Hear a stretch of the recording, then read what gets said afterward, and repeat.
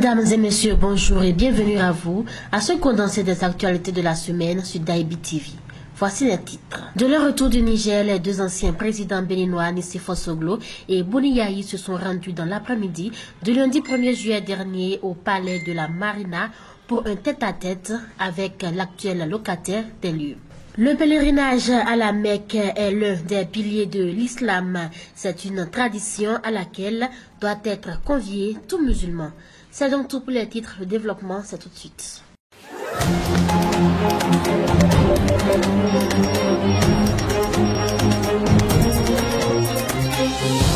De nouveau, bonjour.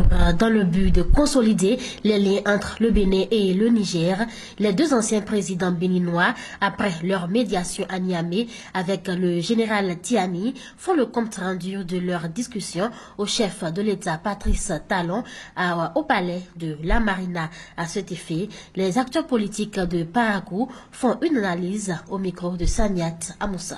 Depuis le coup d'État du 26 juillet dernier contre le président Mohamed Bazoum, les relations entre le Niger et le Bénin se sont détériorées.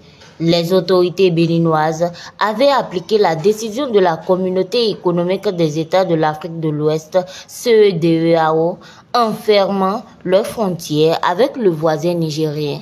Ainsi, une médiation a été opérée à Niamey. Suite à cette médiation des anciens présidents béninois, Boni Yayi et Nicéphore Soglo au Niger avec le général Tiani le 25 juin 2024 pour rétablir les liens qui existent entre les deux pays. Une rencontre a été effectuée au palais de la Marina avec le président béninois Patrice Talon et les deux ex-présidents pour faire le compte rendu de leurs entremises au Niger.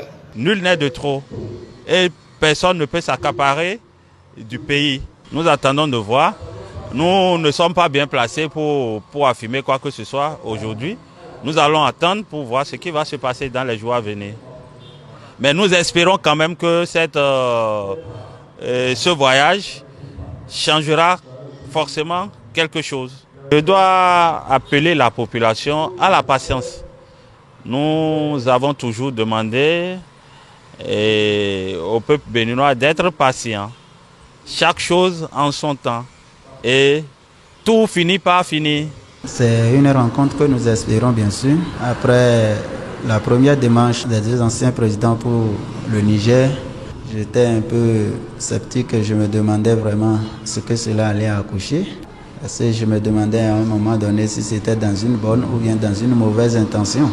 Mais tout à l'heure, quand j'ai lu dans les journaux après qu'il y aura une rencontre avec Talon en question, je me suis dit alors là, je tire chapeau à ces anciens présidents qui veulent l'union et qui veulent également le bonheur de leur peuple.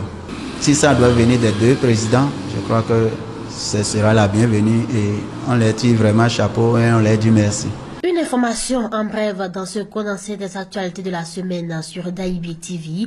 Assemblée nationale au Bénin, la loi sur l'aviation est votée. C'est au cours de la plénière du mardi 2 juillet 2024, présidée par Louis Vlavonou, que la loi numéro 2024-29 portant code de l'aviation civile et commerciale en République du Bénin est votée à l'unanimité des députés présents et représentés. Cette nouvelle loi votée par le Parlement béninois vient mettre à jour celle numéro 2013-08 du 29 août 2013 qui n'était pas adaptée aux nouvelles exigences de l'Organisation de l'aviation civile internationale. On parle religion à présent. 3 grandes récompenses sont réservées aux fidèles musulmans ayant les moyens de se rendre à la Mecque.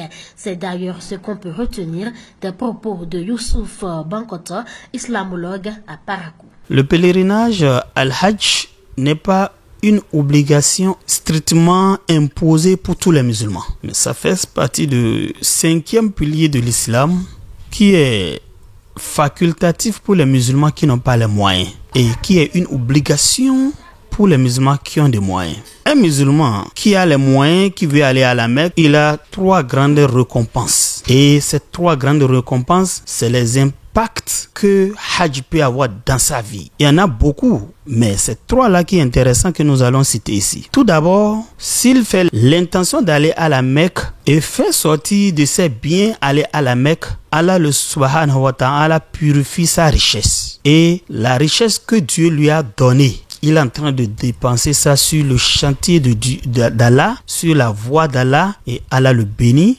Et Allah également bénit sa famille et bénit tout ce qui l'entoure. Donc, c'est la grande récompense. Deuxièmement, sa richesse se fortifie. Ça va le bénéficier d'ici bas et à l'au-delà. Le pèlerinage qui a été accordé par Dieu, qui a été accepté par Dieu, n'a pas de récompense que le paradis. À travers ce même pèlerinage, Dieu pardonne à son papa, à sa maman. Et côté son papa, 70 personnes. Côté sa maman, 70 personnes. Allah va les pardonner et même multiplier, les mettre au paradis. Troisième chose, quand il va à la Mecque, ça lui donne une puissance spirituelle. Ça lui donne une valeur spirituelle. Ça lui donne une valeur d'ici bas et à l'au-delà. Parce que c'est dit dans le hadith du prophète sallallahu alayhi wa sallam, tous ceux qui vont aller à la Mecque et ils ont une richesse sincère, c'est-à-dire ce n'est pas la richesse que Dieu ne veut pas pour aller à la Mecque avec, c'est une richesse que Dieu a bénie, c'est une richesse à la sueur de son front. Une fois qu'il va à la Mecque, il n'a qu'à savoir, Allah subhanahu wa ta'ala le bénit par cette richesse-là, mais ce qui est très important, le prophète sallallahu alayhi wa sallam, il dit, il va se lever à l'au-delà avec les habits blancs là. Il ne sera pas parmi d'autres communautés.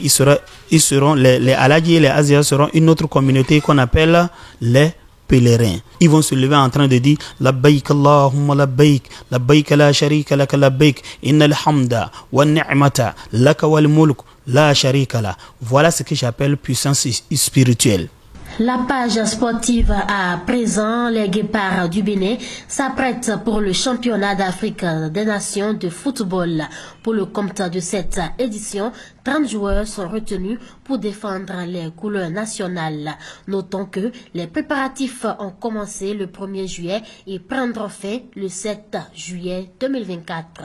On poursuit toujours avec les informations sportives. L'attaquant de Menemen Sport de Turquie, Michael Poté, a décidé de mettre fin à sa carrière de footballeur professionnel. L'international béninois l'a fait savoir sur sa page Facebook le mercredi 3 juillet 2024. La dernière brève de ce condensé, le tirage des éliminatoires de la CAN 2025 s'est déroulé le jeudi dernier. Le Bénin se retrouve dans le groupe D, composé du finaliste de la dernière édition, le Nigeria.